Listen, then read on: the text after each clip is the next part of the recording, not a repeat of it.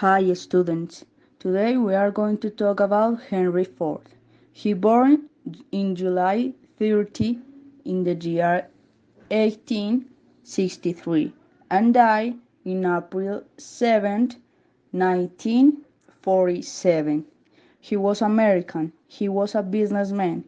He founded the Ford Motor Company and developed mass production. So now I hope that you did your homework. So Santiago, tell us how Henry Ford became interested in the machines or the industry. Sure, teacher. During the summer of 1873, Henry saw a self-propelled machine for the first time, a stationary steam engine that could be used for agriculture activities. The operator, Fred Redden, had mounted it on top of wheels to which he had connected by a chain. Henry was fascinated with the machine, and Redden for the next year taught the young man how to start and operate the engine. Ford later said that it was this experience that taught him that he was instinctively an engineer. At 16, he left home for nearby Detroit, where he found an apprenticeship as a machinist. He returned to Dearborn and worked on the family farm after 3 years, but continued to operate and service the steam engine and work occasional stints in the Detroit factories. From an early age, Henry manifested his love for mechanics and directed all his efforts towards it, always with the idea of improving and generating great change. Thank you, Santiago. Catalina, what were Henry's contribution to the industry? Henry Ford, the man who revolutionized transportation and industry with the introduction of the Ford Model T to the automobile market and to whom Fordism is attributed. Founder and sole owner of the Ford Motor Company, he became one of the best known and the wealthiest people in the world. By the 20th century, Taylorism developed the first theoretical models. Later, Henry Ford took them, made them more viable, and put them into practice, creating and developing modern mass production.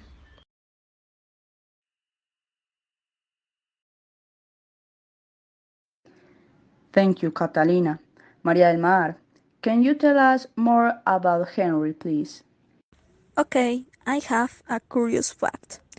Among many other innovations Henry Ford brought to his manufacturing plants was a willingness to hire handicapped people, including the blind, deaf, and those who had lost limbs in combat or in accidents.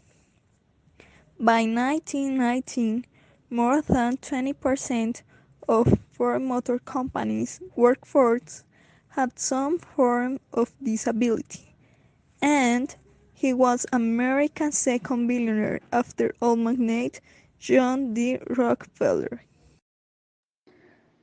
Thank you, Maria del Mar.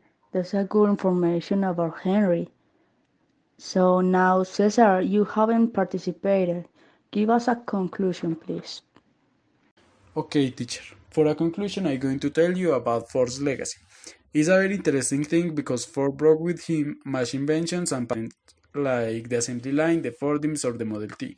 The most important Ford's invention or innovation was the assembly line. This technique of mass production with that the industry started a new revolution because this technique allowed made a new Model T every 20 seconds.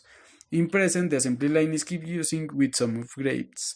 The Fordims also is a Ford's very important contribution or legacy because was a motion that constantly saw the optimization of industrial process and cost reduction. Also, on 1914, Ford reduced the working day from 9 hours per day to 8 hours. And this allowed to create 3 shifts and improve the productivity. Also, he went up the salary $5 a day. With this, he duplicated the employee's salary and this improved the life quality of the employees. Okay, thank you so much, guys, for your information about this important character in the industrial engineering. Goodbye.